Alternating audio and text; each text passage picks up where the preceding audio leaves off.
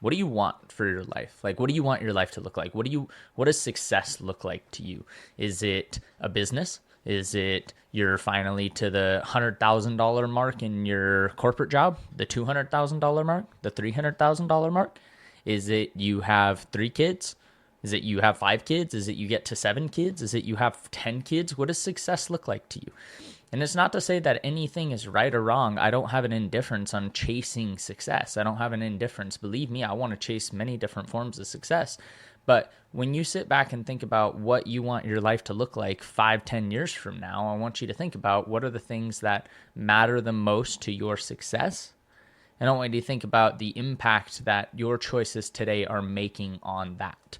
If what you want for your future is a better lifestyle, what are you doing today to make that decision? Are you going to fast food? Are you going to the coffee stand every day? You eating out every weekend? What money are you putting away? What money are you investing? What money are you thinking for the future about? See, we live a lifestyle. And it's just a matter of, are you living within the means of your lifestyle? Or are you living below the means of your lifestyle? Or are you living above the means of your lifestyle?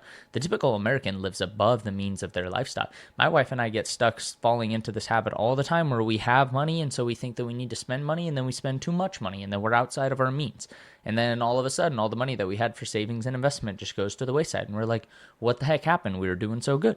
It's just because you get into a habit of living outside of your means and outside of your lifestyle. So what are you doing to think about your lifestyle or your future?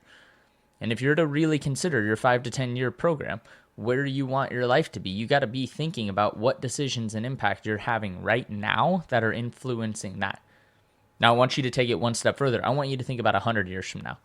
And I know that sounds really weird to say, right? Because most of us don't think that we're going to be here 100 years from now. I mean, average lifestyle, 117 is like the highest age anyone's ever lived, something like that. And average American, 80-ish. Most are hitting mid 80s is where we're seeing the death toll, depending on the country that you live in, give or take, and the lifestyle that you live. If you think about 100 years from now, most people really sit back and think about that's when you get to legacy. That's when you get to what legacy did you leave behind and what are your thoughts. What you did lives out through your thoughts today. What you do now influences what you'll be remembered for. And they say that there's 2 times when everyone dies. The time that they leave this earth in the physical and the last time somebody ever mentioned your name.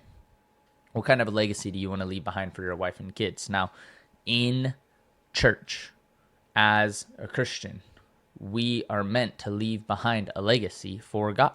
We are meant to leave behind, but a legacy for us as Christians is supposed to look a little bit different than for most people. See, most people, for a legacy, it's a ton of money and enough to get by for a couple generations and to have a little bit of money and hopefully set my kids up, even though by the time I'm 85, my kids are approaching retirement, and then their kids are in their 40s and they're having kids, and so then I have 20-year-old grandchildren or great-grandchildren at that point, and then it's like, well, I guess I'll just hand down my wealth to help my people way down there because it took me too long to get to the point of wealth that I could actually help my own kids or my grandkids. Now I'm helping my great-grandkids because that's where money is. Like, you see it all the time in American culture where nobody can help anyone until they die. So your legacy that you're leaving behind is more than just the money. It's more than just the aspect.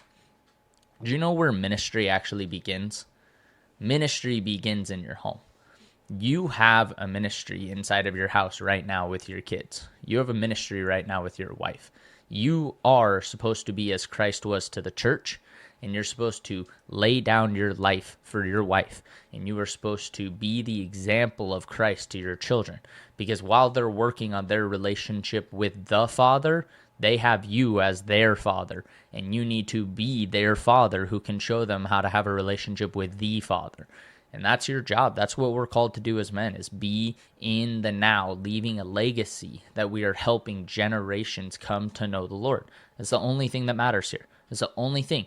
I want cars, I want boats, I want toys, I want a big house, I want all that stuff. And I don't think there's anything wrong with wanting any of that stuff. There's nothing wrong with wanting a good lifestyle. So long as the legacy that I'm leaving behind is one that pursues Christ, and what I'm helping others in my house and the people around me achieve is through my ministry to get to know Christ. What are you doing to leave behind the same legacy with your family?